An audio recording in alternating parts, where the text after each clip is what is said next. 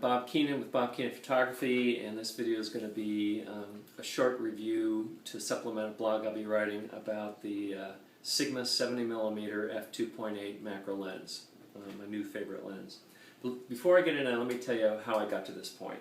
When I went to a full-frame camera, my previous favorite lens, I think it was the 17-55 Canon f2.8 IS lens, was my favorite lens. But I couldn't use that anymore on a full-frame camera, so what I ended up going to is the equivalent, which is the 24-70. Started with a Canon. I've since gotten rid of that, and now I've got this Tamron 24-70 f2.8 with vibration control. And this is a great lens, and over the years, these kinds of 24-70 zoom lenses have helped me take a lot of really good shots. Good for walk around because you can take shots of everything except really long telephoto. But over the years, it's helped me understand what kind of shots I enjoy taking the best. And in fact, I look through most of the shots I like the best, and they're almost all around 70mm. But what I wasn't getting is I like to get a nice sharp image of a single item and then go to soft focus as you open up the field of view. And I wasn't getting with this because of the minimum focus distance. This is the same as the Canon.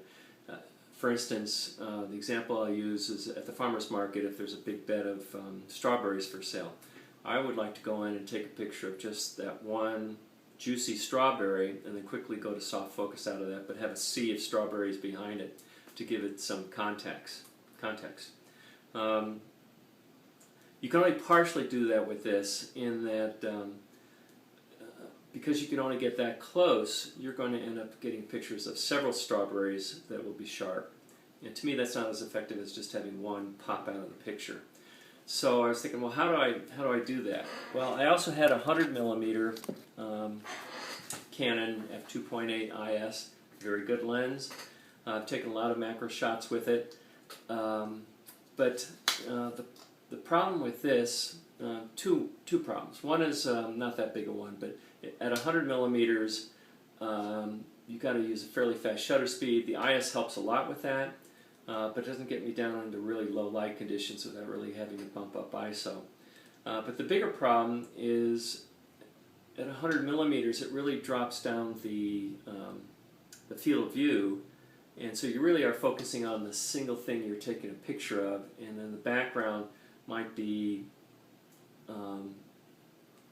it might help punch the target image out, but to me it doesn't give you enough context of what you're taking the picture in. So for instance, you could take a picture of a bee with part of a flower in, but I might like to have a picture of a bee with a bunch of flowers in the background. Or there might be a picture of the eye of a fly, and then this soft green stuff behind it, and you really don't know what it is, but you're really fascinated by the eye of the fly. But I wanted a little bit more of that. Not to sound too artsy, but I like to have my photographs tell a little story.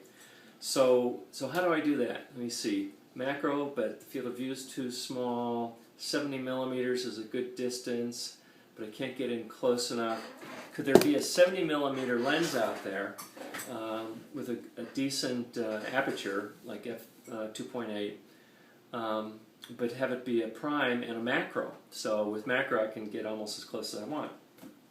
I found it. And it's my new favorite lens. I love it. It's the Sigma 70mm f2.8 macro lens, and it's great. It takes very sharp images. I think a little bit sharper than what you'd see in the zoom lenses that I was just talking about, and you'd expect that because it's a prime. The 70mm matches where I like to take shots from, and so for that example, I can go right in. I can take a nice sharp shot of that single strawberry, and then have a field of strawberries behind it in soft focus. So I really like it.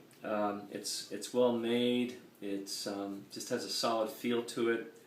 The two things that are a little weak on it, but doesn't really affect me that much, but you should know about it, is for manual focus, the focus ring is a little stiff. I mean, the good news is it's not going to creep on you.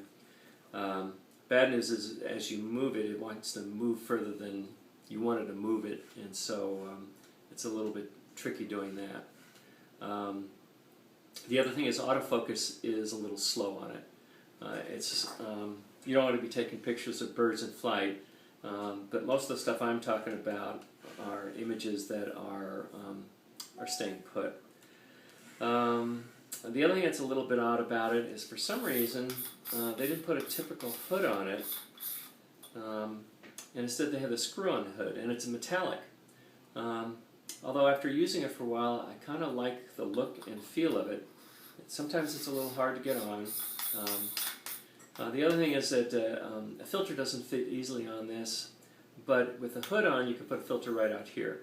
One of the drawbacks of that is then you don't have a hood protecting angular light coming in that might create filter aberrations with the light hitting it at an angle. Although I have not had that problem yet. But nice sharp images, takes it exactly the kind of image I want and where I want it. It's solidly built, and it's my new favorite walk-around lens.